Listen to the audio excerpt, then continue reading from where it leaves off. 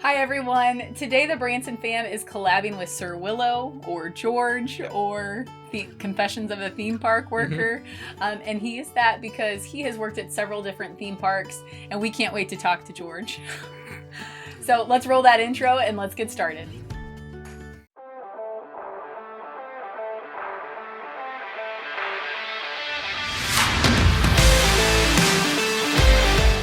So we actually ran into Sir Willow or George whenever we were filming one of our videos, and then we got talking about YouTube, talking shop, and then we decided we needed to get together because it was just too golden of an opportunity for us to not get together and work together and just bounce some ideas off each other. He's been doing this for a long, long time. He's way better at it than we are, so we're learning a lot from him, and we really appreciate everything that he's done for us, and we are so excited that we get to work with him today. I'm excited too. You had those providential moments where things just kind of line up. I'm like, hey! That was really neat. So first, would you just tell our viewers a little bit about your own channel?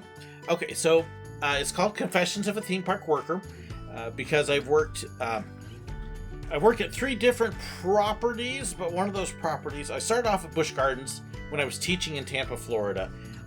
Picked up a part-time job just for fun and stress relief. We moved over towards Orlando and ended up working at Walt Disney World at all the parks there. So Epcot, Magic Kingdom, Animal Kingdom, Hollywood Studios, it was MGM, still MGM, as well as other places. Moved up to Missouri, worked at Silver Dollar City for a few years. So I've got 10 years working at all these different parks, plus traveling around a whole bunch of others. Yeah, you are very experienced when it comes to theme parks, and we're excited to talk to you about that today. And so one of those things that's really cool about his channel is he has the insider information that you're going to get from a person that worked there, and we enjoy watching it. I know we've learned a few things of what not to do from one of his videos. We're just not going to talk about that, But you guys need to check out his channel for sure. He does great content. Like we said, he's been doing it for how many years have you been on YouTube? I believe this May is going to 6.5, 7, I think. 7 6 years. or 7, somewhere in there. It's been a while. Awesome. So like I said, we've got a lot to learn. We do. So do I. So one thing that we wanted to talk to you about was just a comparison between all these theme parks that you've worked at. So could you give us a brief rundown of some of the positives, some of the negatives, things that maybe people from outside of our area don't know about? I think most people are familiar with Disney, so not a whole need there to talk a whole lot. All the theme parks, everybody knows about Mickey, the Castle, Space Mountain, Big Thunder, and all that. The big thing, everybody wants to do Disney. It's expensive. It's always been expensive. It will always be expensive. It costs so much more than other places. Busch Gardens is also in Tampa, and it's a lot less expensive. It's a little bit more of a local park, but I love the mix of the rides and the animals. You take a zoo and a theme park with the roller coaster stuff and kind of mix them together, and you've got that. But a lot of people don't realize, too, Silver Dollar City here in the Ozarks, they're kind of like, oh, it's just this little dinky thing. I've heard people call it Six Flags. No. It's right up there alongside Disney and Busch and these other world-class parks.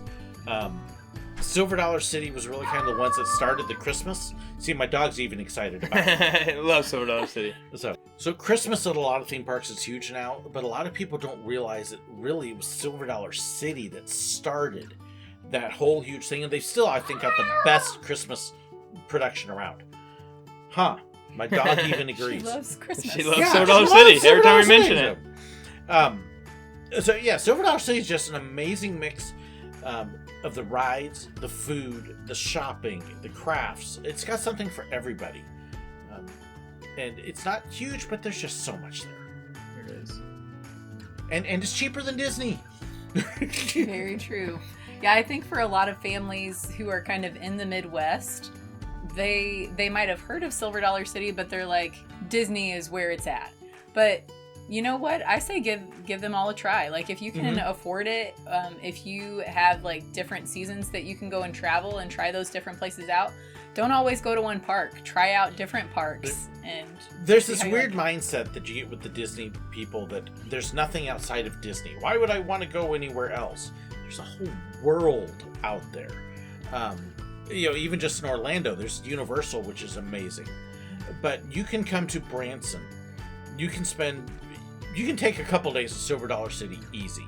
And then with all the shows and the attractions and the lakes and walking trails, and there's so much here, you can easily spend 2 weeks in Branson and still not come remotely close to doing it all. And for a whole lot less than what you would spend going down to Florida. Right. Well, I'm closing in on 20 years, and I don't think I've done it all in Branson. So yeah, there's just so much, and I love it. Silver Dollar City is one of the prettiest parks I've been to. Easy. It's just beautiful. I think it's one of those things too that it's like, what are you looking for in a theme park? If you're looking for the things that you've seen on the Disney Channel, then Disney's obviously where you're going to go. But if you're reaching for something else, maybe try out Silver Dollar City.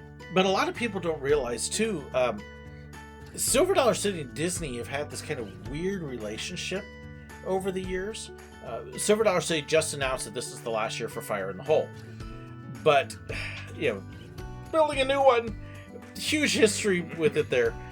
But there was actually one point where Disney Imagineers had come up to Silver Dollar City, and they were looking at some stuff, trying to get some ideas for some things they were doing. And they actually rode Fire in the Hole and heard everybody on the ride going, Fire in the... And they get off the ride and went, we've been hearing people do this on Space Mountain for years, and we wondered where it came from. Yeah. And then we used to have a ride here, it's now where Mystic River Falls is, called Rube Dugan's Diving Bell. And initially, Herschens actually contacted Disney and said, hey, can you help us with this? And Disney said, no, we don't know how to do that. And they still built it here anyways and made it work. And then Disney used some of the ideas for that, and they actually came and they copied some of it. So there's been this kind of, we don't talk about it, it's almost like, what you hear in Encanto, but yeah, there have been some contacts and stuff that way, and they've actually, Disney's very familiar with Silver Dollar City. Sometimes you get that beg, borrow, steal mentality when you're competing against other people, right? It's a give and take relationship. Yes. Well, and a lot of people don't realize too. Okay, now Cedar Fair and Six Flags definitely are not friendly competitors, but a lot of the others, they do have a very good relationship, because they realize as you build up one, you can build up another, and everybody improves.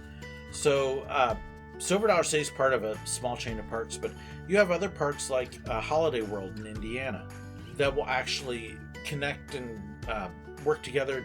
A lot of the PR departments are friends. There's a lot of good relationships in the park industry among parks. I think that's really interesting. It's so cool to hear about, like, kind of those behind the scenes type of things. So thank you very much. Correct me if I'm wrong on this one, isn't there like a theme park like group of people that are like fanatics that are together with this too? A group? Okay, so you have the American Coaster Enthusiasts, which is one group of roller coaster people. That's a nationwide organization.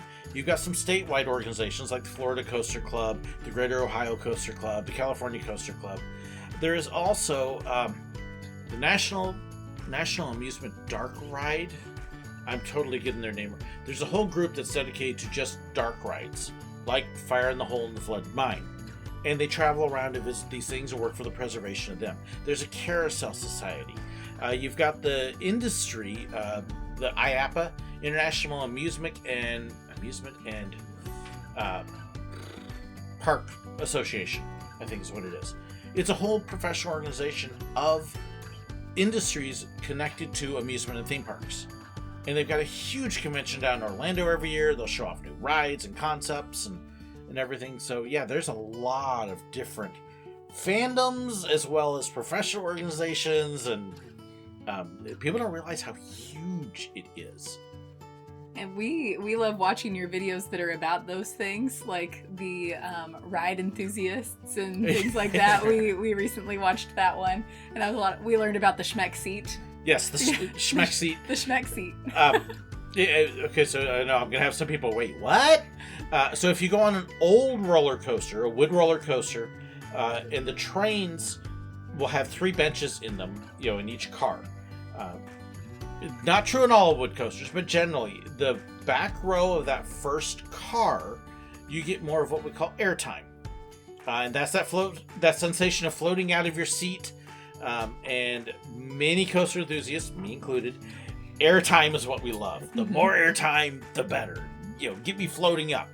And yeah, the Schmeck seat is where it's at on a lot of these old coasters. That's a lot of fun. So our channel is based around the Branson area. Mhm. So one thing we wanted to ask you is, what's one of your favorite things when you move to this area? What's different? What's something you like? Okay, so you've got seasons here. We came from Florida, where it was just hot and rain 6 months of the year, didn't rain 6 months of the year. We like the fact there's seasons. It's beautiful. If you are an outdoor person, there is so much here outdoors. More nature and wildlife out here. Where our house is now, we have deer in the yard all the time, and groundhogs and beavers and all sorts of stuff. There's just a ton of nature around here. Old wood groves. Silver Dollar City, a lot of those trees have been there a long time. It's one of the reasons it's so pretty. They've actually built the park around the trees. It's just a beautiful area. It's got a long history. There's Civil War history around here, if you're into that. With the shows, you can find something for everybody. Not just... As much as I love Silver Dollar City, there's just so much more here besides it, too. We love that you brought up the seasons, because whenever you think about Branson right now, usually you're thinking about Christmas or you're thinking about summer seasons. But if you're looking for that nature, the spring and fall seasons are so gorgeous here. The fall here, I've been in Ohio and Pennsylvania during the fall. This is one of the prettiest areas I've ever been in the fall. It's gorgeous around here. Spring, when everything's blooming. Oh, of course, the dogwoods and the red buds, and Just not fun for allergies sometimes. No. What's one thing that you miss from maybe Florida whenever you came up here?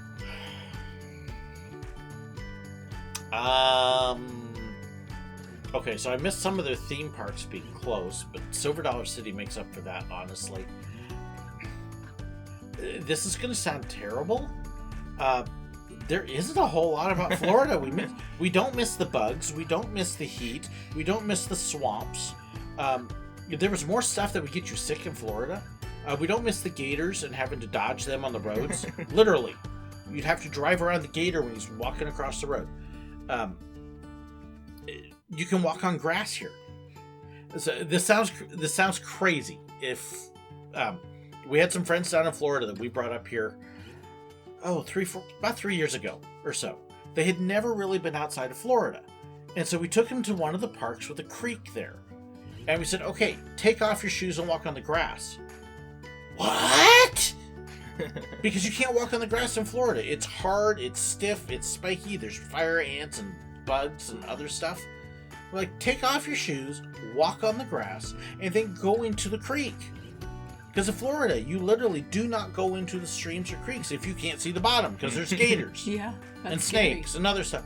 They were blown away by grass and getting into the water. So that's stuff that we take for granted that we don't really think about. But yeah, I could see how that would be something that, would be a difference in place that you're living. Yeah. For sure. I personally want to know, among the theme parks that you've kind of worked at, what has been your favorite job? Or do you have a favorite? Is that a difficult question? That honestly, it is a near impossible question. Okay, it all sounds fun. We joked Busch Gardens. What I did was Jungle Cruise Skipper on Land. Oh, It was just narrating stupid jokes and telling stories about animals and interacting and goofing off. At Disney, I was a photographer, so I was capturing everybody's memories. And there were times I was helping make it, but I was just watching these amazing, fantastic moments and trying to make sure I got it on camera. At Silver Dollar City, I was a train robber and conductor. You can't get any more opposite of what I did in real life, but it would allow the other side of me to come out. We had more fun. Every job I've had at the parks has just been a ton of fun. And I've been blessed. I didn't get stuck in the kitchens. I know some people like that. That's not me. I didn't get stuck having to deal with grumpy, irritable guests. You had my share, but ride operators, it gets very routine. I didn't have that. Nothing was routine. It was always something different. I think when we're all kids, we pretend to be a train robber at some time too, Yeah. right? So you got to do that. Like, Yeah, I got to do that for real. And you didn't even get arrested or had to go to jail for it. So here's what's kind of fun, because my other job, I'm a pastor. I've got other pastors that love introducing me as, yeah, this is my train robber friend. So yeah, it definitely creates some fun when you're looking at the resumes and, wait, you did what? That's awesome. That's very fun, very interesting.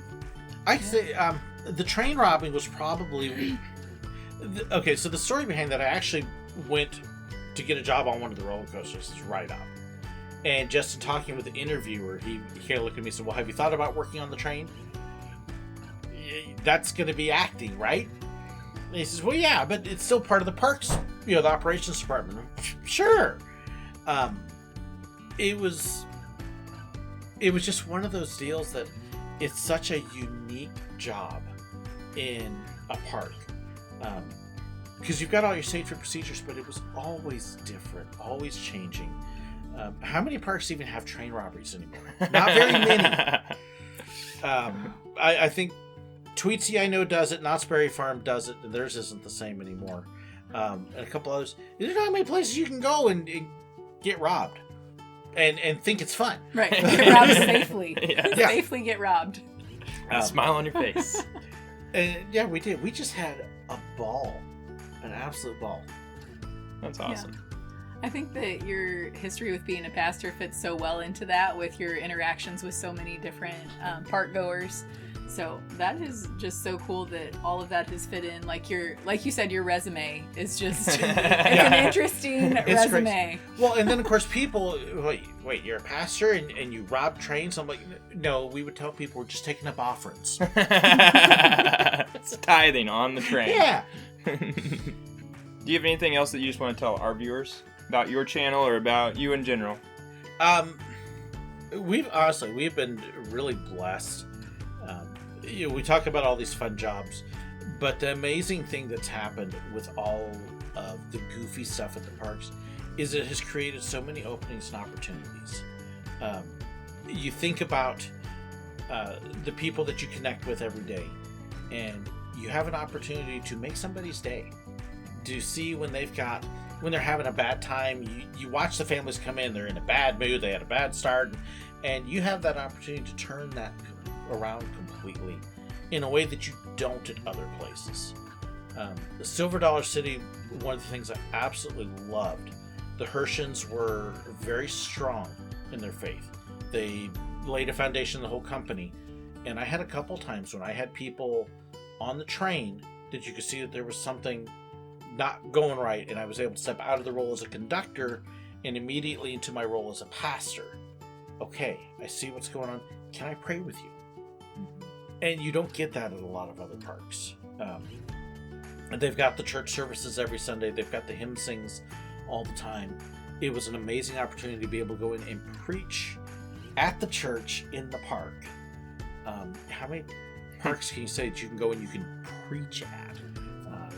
So it's a very unique park. Now, if you're wanting to go to, not wanting to go to a park that's Christian, you don't have to get preached at. You can go and you'd never know it. But if you look for it, it's there. It's there. Absolutely. And that especially rings true, we think, during the Christmas time. Yes. Like, they don't forget the real reason for Christmas, and we always appreciate that. Yeah. They have a whole live nativity that's like one of their shows, Mhm. and that's a huge testimony. I think that's great. Well, and Grandpa on the Train tells the Christmas story. Dickens, of course, if you ever get a chance to read The Christmas Carol, there's a whole spiritual foundation there. But it's definitely in the play. You can see it all over the place in the park. That's something our family's always valued about it too. Like my family members that have worked there and still do work there, they appreciate the faith-based organization. Mhm. So, yeah. And the Hershens in general, like, if you're not from this area or you don't know about the Hershens, they give to so many, like, needy families or things of that, where anyone in need, they're there for. And that's an awesome resource that we have just because of how amazing of people they are. They don't have to do that. They do that out of the kindness of their heart and because they can. And so we're always super appreciative of the Hershen family. And for local schools too, they help local schools, local families, local students in ways that we can't even like express with words. Like they go above and beyond to help people in our community. So that's a huge thing that we appreciate. Silver Dollar City Foundation that they started, the Hershen Family Foundation. There's a couple others. Don't go calling the Hershens directly. That's not going to work. But share it forward for the park employees. There is so much here, and I've had a chance to work with several different parts of that. The park itself, one of the things they do as soon as the off season hits Christmas vacation, that week right after the park closes, they'll oftentimes pick a school and go paint the school. I've done that a couple times with them. Here in Branson, we helped with the science fair one time that the whole train crew came in.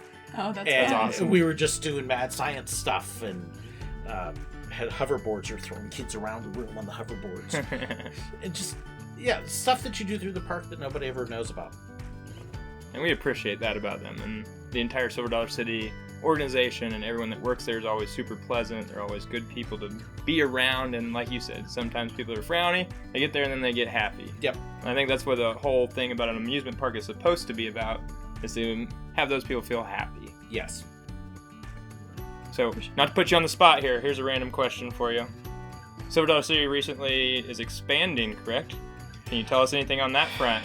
Okay. A lot of people don't realize Silver Dollar City actually owns the land from the park all the way down to the lake, and most of it all the way out to Branson West. So anytime they buy a piece of property, everybody's going, "Oh, they're going to expand the park." A lot of it they're actually wanting to keep pristine and empty. Don't want people around them. But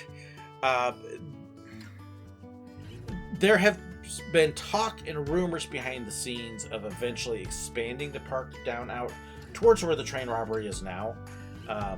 But they've been talking about that for 10 years. So I do think the announcement that they just made about Fire in the Hole, it's going to create an opening that will create a possible walkway out that direction. I think they may be finally starting to move on that. There are those of us who've been watching for years. We've watched Dollywood more than double in size, while Silver Dollar City hasn't added anywhere near as much. We're kind of going, okay, it's time. But they're adding parking. They're adding a bunch of other stuff. I think they're finally starting to lay the foundation down for some big growth. And they have been building those offices areas and all that pretty close to the park that you can see if you're looking through. And then maybe some housing coming through. They're actually building a brand new dormitory. A lot of people don't realize they have students come in 2 different programs over the course of the summer and stay at a campground. There was an old hotel-like building they were using that was bad. They're actually building a huge new dormitory for those students. So they'll be able to house several hundred at it.